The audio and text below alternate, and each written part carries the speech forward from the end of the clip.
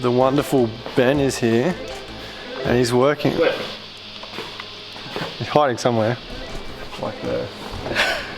So he is doing a bit of, are we allowed to say Unichip? Yeah, we're doing some Interceptor ECU wiring.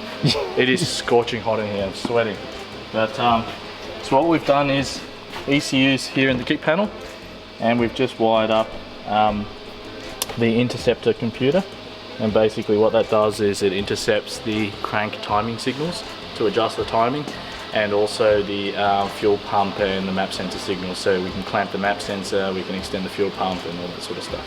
So do you want to delve into what clamping the map sensor does? Maybe we should elaborate on how dumb some people are when they say you just wind the boost up on this and it's great.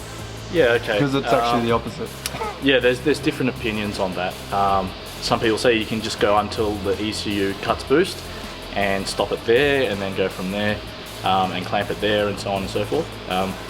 Generally speaking, that's not really going to work, or it's not optimal, because what happens is when the ECU goes above a boost level that it's programmed for, it normally starts to defuel as a protection mechanism. And we found that on the dyno with the Prado. So at 10 pounds of boost, we had really good fuel output. When we went to 15 pounds, we actually made less power.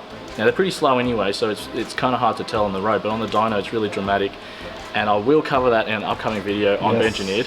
We'll talk about that in the dyno run segments when we talk about testing on the dyno and stuff like that. So, and by the time this video comes out, this car should have already been, well, the dyno video for this car should already be out. Yes, and we're a bit behind. We are behind. It's been a busy year, but 2019, it's the year of things happening.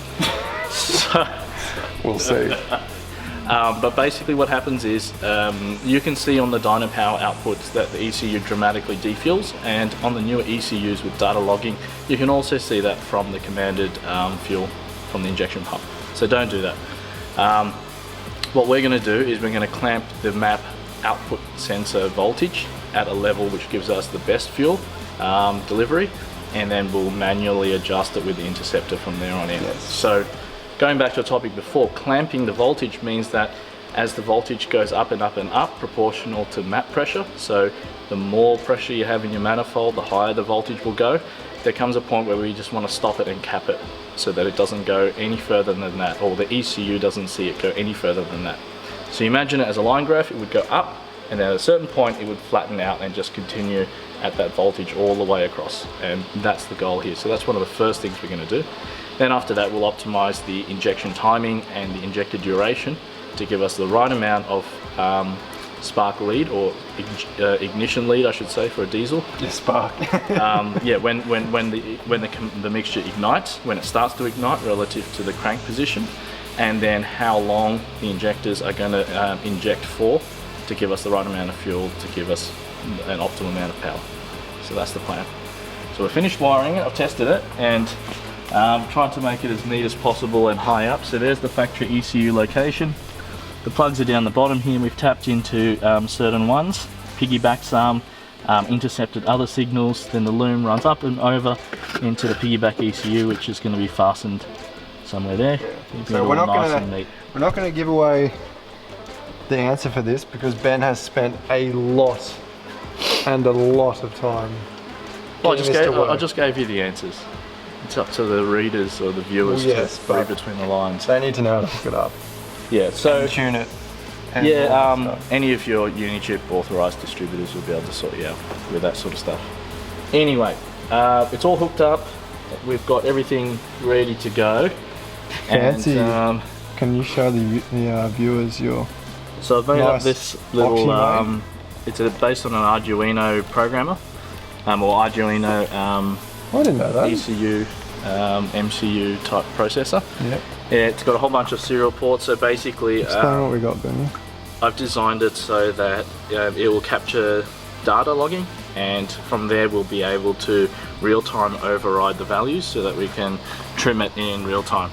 And there's a couple of adjustable knobs, so one's for fuel and one's for timing. Pretty simple concepts. So basically, yeah, twisty, lock in. So we can adjust it in real time and see how we go from there. So it's not a new concept. You know, there's companies that do that sort of stuff already. But yeah, I thought, you know, it's summer holidays, might as well do a bit of DUI, escape the heat a bit. So we've got that hooked up, ready to go as well. So far so good. We'll just key onto reds and double check everything, and then we'll go for a bit of a burn. So as far as we're concerned, well, we've seen, we're the only people that have really done this to a surf. Most people go with a mechanical pump, which in both of our opinions is like putting a carby on a 2019 EFI petrol car. It's just... I'll give you, this particular surf is a 2L-TE. Most people have the newer surfs and they run a 1KZ engine similar to the Prado, or my Prado. So yeah, I don't know if anyone's done it on a 2L, but the ECU is pretty similar to a 90 series Prado. So there's a big clue there already into how it all hooks up and how you get it going. So I know a lot of people on the internet put mechanical pumps. Personally, I don't like getting out of the car and leading into the engine bay to tune up. It just gets prehistoric. It gets tiring after a while, and I'm lazy. They work and they're easy. They work, but let's try something new. So yep. Stay tuned and we'll show you how it goes. And we can make this the most efficient in every single load cell, whereas you're kind of limited with the mechanical. Yeah. It's never going to be perfect in every scenario, is it? Yeah, you can get it as close as can be. Yeah. All right, so let's get cracking. I'll be interested to see how much this flows, like where the injector pump caps out. Yeah, then on to the next challenge. Then we've got some more DIY tricks. Yeah, we'll cover that when we get to that. Hopefully we get there. Yes. With all the rods in the engine. Uncle Rodney's not coming to pay us a visit just yet. Alright guys, so we're ready for the maiden voyage. Unichip's in, the car starts and runs. Ben's got some of his tuning gear in the back. What's this running your... It's a wideband inverter, power board for the laptop. So you've got your wideband on the tailpipe, is that right? Yeah. See. So we've got the wideband connected to the tailpipe. Got the software ready to go. Right. And you got your wideband controller up there. Oh, that's right, eh? Alright guys, so we are tuning. Whoa. Yeah, just cranked a little. Whoa, that's crazy. So you're literally just winding fuel on. Just like that. Holy shit. So Ben was just saying that he's reconfigured his, so he's got an awesome little Tech Edge wideband, and you've reconfigured the scaling? Yeah. Is that right? You want to explain it? So basically, sorry, let me just get out of this mode. So basically with the Tech Edge, they run a really good controller, and the controller will read all the way up through to free air. So all the air fuel ratios in some sort of reasonable accuracy. So the mixtures of interest for us tuning diesel is really probably up to about 50. Just for interest when you're cruising around, but basically after about 30 AFR, I don't have it reading anything because it's not really that important. Not useful. Yeah, it's not really relevant for what we're doing. So the main thing is we want to read all the way from 30 all the way down to maybe about 16 AFR, just to know when we're running a bit too rich and when we're running lean and where we can improve the mixtures. So you need a pretty advanced type wideband to do that, because most of the standard off-the-shelf sub $500 ones in most categories will come pre-configured for a petrol AFR, because they measure lambda and display it as AFR or air fuel ratio, and they'll read from 10 AFR, which is rich for a petrol engine, all the way up to 20, which is extremely lean for a petrol engine. So for a petrol, they cover all the ranges that you need plus more. But for a diesel, most of the time when you cruise around, you'll probably just be reading 20 or lean, which is normal. So the more advanced ones will allow you to reconfigure the display and so on. The Tech Edge doesn't do it out of the box, and it's like the name, it's a bit techy to kind of reset the display, but it can be done, and when it's all set up, it works really, really well. So I've been running the Tech Edge system probably for over 10 years now, and this is still my very first one that I bought, and it works just as good as any of the new ones that I have. So yeah, and you can read it in all light conditions, which is good. Yeah, even direct sunlight I can still see it. So I'm running the LX1 display, which is a different type of technology for the display, not the normal just the 8 segment displays, which you can barely read in any sort of outdoor daylight. And it feels better already. Yeah, I've put in just a slight amount of fuel. So we're about 22. 22 AFR, yeah. So let me know when you're cruising. And so what kind of mixtures are you wanting to see on cruise, like low throttle cruise, to get both good economy and decent? 20 is I suppose you don't need that much power on cruise. Yeah, 20 is about where you want to be on a light throttle cruise. Yeah. Timing and all that's best played with on the dyno, because you can actually see what's happening. Under moderate throttle and sort of that acceleration when you're trying to get up and going, probably down to 18, maybe 17, depending on the engine. And of course that'll be governed also by your exhaust temperatures. But at the moment the exhaust temperature is pretty good, they're only about 200 degrees.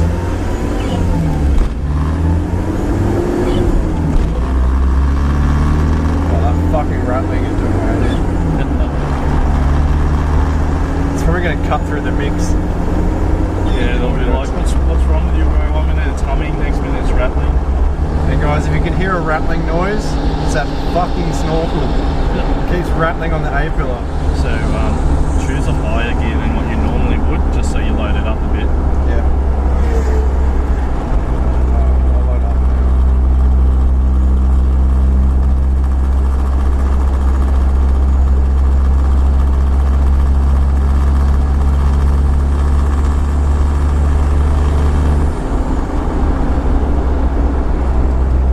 I can smell the diesel now.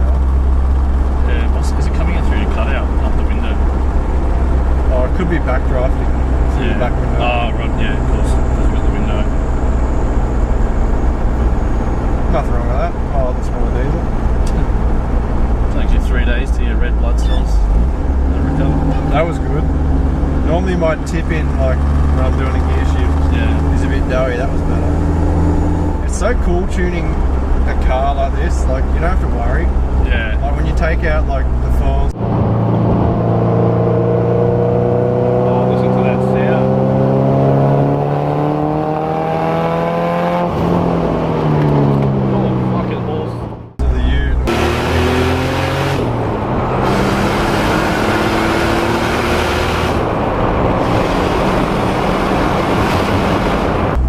High performance cars, you're like, oh my god, like you're in ILOL territory, instant loss of license. That's right. It's actually hard to break the speed limit. It's basically easy on the engine. Can we load it up again? Yeah.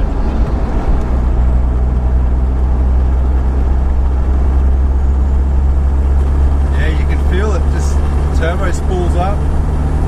It just picks up.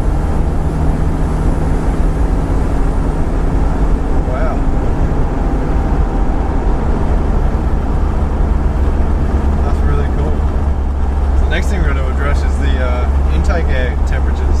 Yeah, actually not too bad at the moment, 70. Yeah, that's still pretty terrible in my opinion. Yeah. If any of my cars were sitting at 70, or high performance cars, I'd be quite worried. You know the Forester, on a fucking 40-degree day, in stop-start traffic, the most I saw that was 50 degrees. Really? Yeah. With the front mount? Yeah. The cooling, like, I think with the phenolic manifold spaces, and probably just the way the engine's laid out too, it's just so good for intake temps. Just feeling the extra power you can put in, it's kind of making me excited about the bike already. About what could happen, like, because used to driving cars that have got a lot of torque, a lot of power, and it's effortless to get to like 100 k's an hour. Whereas when you get into this car, it's kind of like. So I suppose when tuning a diesel, somewhat the opposite, but similar to tuning a petrol. So my understanding is, in a petrol, you obviously lean out the mixtures as much as possible and advance the timing as much as possible, within reason. If it keeps making power, but then you're limited by knob. Yeah, so you want the optimal fuel mixture. Whereas diesel, you're not limited by knob, but you're limited by EGT, exhaust gas temperature. Yeah, so in a petrol, your main control of your power, once you get the fueling roughly right, is going to be your ignition timing. So the optimal, you're trying to get as close to the optimal ignition timing as you can. But a lot of times, if the engine is not limited, like very high compression engines or boosted engines, then you reach your knock limit before you reach the MPT. The maximum torque that the engine can make efficiently. So on a diesel, it's kind of the same. You're looking for the most power you can make, and you're going to be limited essentially by the exhaust gas temperatures. There'll be other limitations that come into it, but like fuel pump and stuff like that, but that's no different to petrol engine. Yeah, I guess in an ideal world with all the right supporting mods, you can only go as far as what your EGTs let you. Yeah, that's going to be. But then you add more boost to cool that. Whereas you can. It's the opposite for petrol. As long as more airflow, let's say, because your boost could add extra hot, extra intake temps. Yeah. The right cooling. I suppose technically it's mass airflow. You add more mass airflow, so more oxygen content into it. Yeah.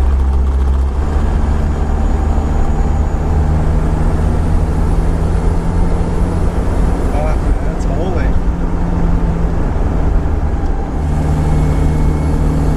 So what's the max kind of EGT you want to see with my sensor pre-turbo?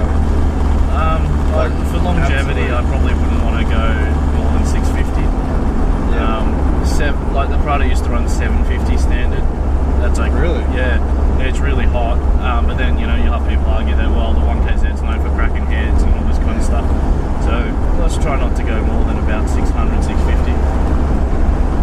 700, alright? In short bursts, sure, why not? Just go on the throttle again. Was it? Stupid thing. After all that mapping, it just reset itself. Oh no. That's right, I know what the numbers are. It was actually about this time in the Forester that the same thing happened. Oh, really? Oh, it was too, wasn't it? Somewhere down here. This one actually will be a good one coming back up. It's just a long, drawn-out incline. I'll tell you what, she's going to get some exhaust and intake temps coming up this hill. Yeah. Was it doing that on your way up here? Oh, it always, well, after a hill, we're close to 100 degrees C, if not over. Intake, that is.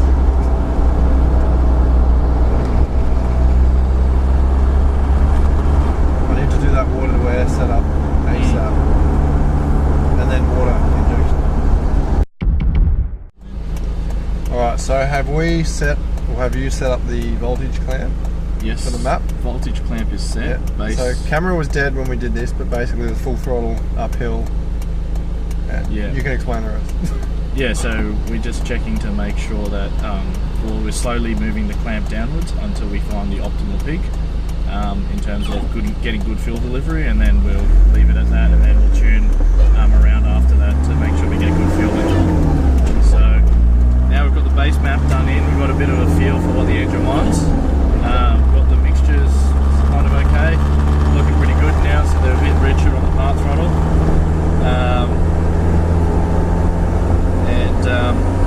We'll just go through now and see how everything's looking.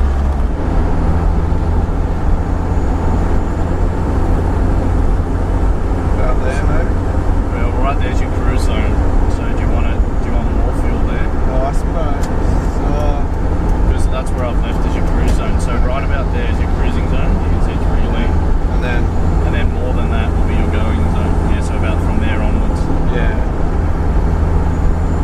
about to tip into it and start to take away. Yeah. Oh, is this cruise zone still, or is it? Like, it feels like I'm a bit heavier. That's better. You're a fiend. You should have that bit of mumbo now. Yeah. Wow.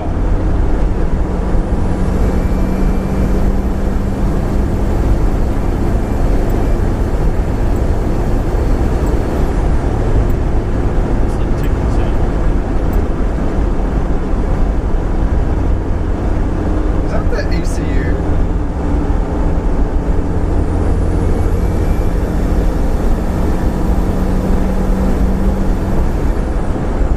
Fuck, that is so good. Just keeping on those temps. Yeah. That is amazing. It's actually like a proper car now. It is. And it's like pretty instant too. Oh man. I honestly didn't know what to expect. Like, I didn't know what it was capable of, but it's quite impressive. And this is like bass. This is just bass, Yeah. playing around. Like, imagine once we've got better intake temps, like how much power we're going to pick up just from that. Yeah, that's it. That's going to be a big one. It's actually going to be a massive one for you. Yeah. Like, 'cause I'm guessing with the water to wear, we'll be seeing like 50 tops. Well, I'd say so, yeah. And then once we put water injection on, Yeah, that's really that'll going be to get getting down to like Yeah. 20s, Yeah. I reckon. You do need that 5th gear mod though. That's Yeah. crazy. Yeah, Sitting exactly. over Thank half you. RPM. Thank you. I don't want to do it. Oh, here we go. Yeah, so we're about 250 degrees for exhaust temp on Yeah. cruise, and we're about probably 95 k's an hour. Yeah. 2800 RPM. See, now you're talking, you got some decent Yeah. AFRs, you got 8 pounds of boost. The intake temps are starting to creep up on you. Yeah. We'll be at 100 degrees by the top of this hill, I reckon. Oh, the intake temps, yeah. And how much better is that? It's actually pulling. Yeah. And I'm probably only. Do you have a TPS readout? Yeah, carefully, want to start backing off now. We're at 700. So what's the way to keep that power but stop the EGT? Increase the boost. That's the problem with it. It's like a You just need more boost. 10-second wonder. Now you're addicted. I think you need about 18 pounds to keep on happy. Sounds good to me. Alright, so we'll pull over in a sec and put the boost controller on. We'll see how we go. Alright, so we just put the boost or manual boost controller on between the wastegate, as I'm sure a lot of you guys know and have done, or have seen done. So we'll just, we don't know what it's set to obviously, so we'll just do a pull up the road here and see what it's doing, and then go from there. Fires up first go like a champ. Oh, that feels good.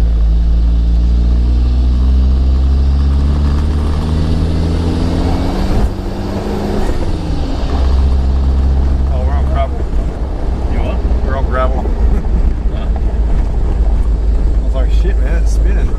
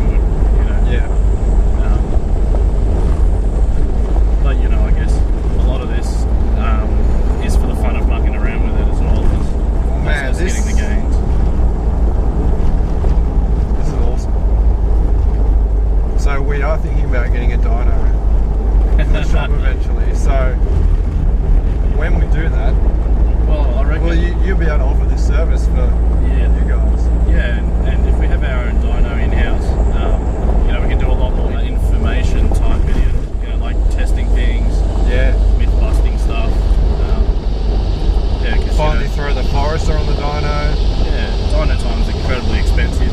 Yep. I mean, dynos are expensive anyway, but you know, if you have it, you make the most of it. So. Alright, so we're ready for the freeway. That's it, let's go. Ambient temps are coming down now, so optimum Road boost time. weather. Let's give it a bit of a hit.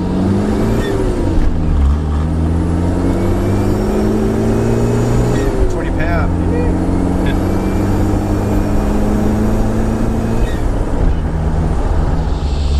So we're down to about 18 AFRs at low revs, and then 20 AFRs up top. 20 AFRs, 20 AFRs.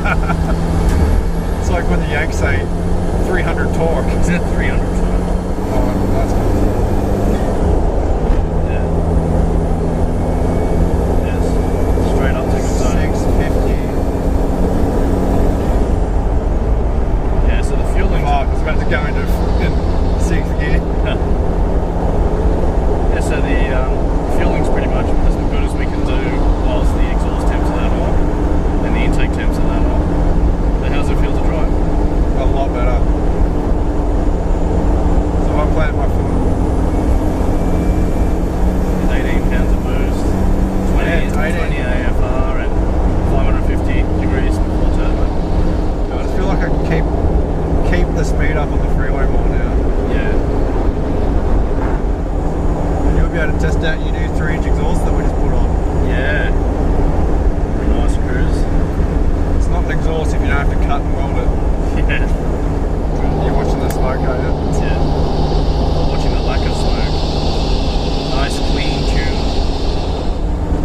Actually, I can set an alarm up on this, can't I? For Yeah, you exhaust can. temps. Yeah. I need to do that.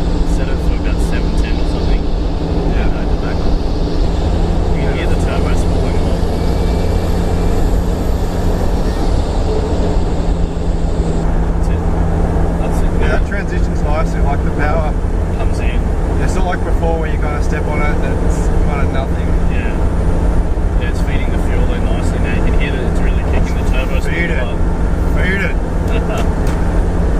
Alright, so we've opened the cutout, as you can potentially hear, to see if that has any effect on the EGTs. I guess we don't have any hard evidence, but Yeah, it's not quite an A and B, but the temps don't definitely seem not to be building up as quick. yeah, it's interesting. I definitely noticed it when I was coming back from, or wherever I was coming back, when I had the cutout open the whole trip. Yeah. So the trip there, I was monitoring the temps, Yeah. and the trip back, monitoring the temps as well. And it's probably like 50 degrees less.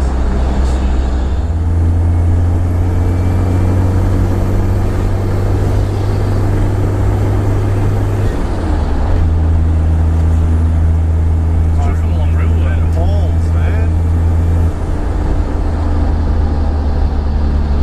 Bloody holes. I'm gonna be such a hoot in this now. Diesel burn. Oh, that tip in.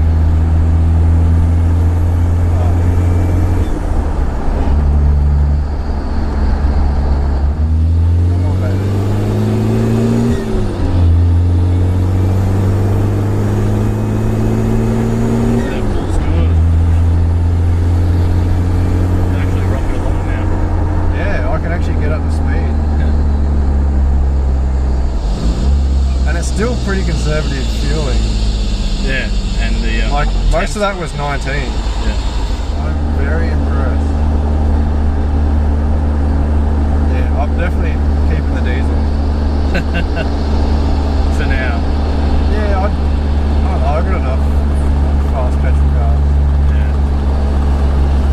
This is basic, it's easy, it's reliable. Something a bit different. Yeah, it's got that low down torque. I've always wanted to do a compound turbo setup, so I think this is the right car to do it on. Good job, my friend. It's good to get it finally there. Yeah.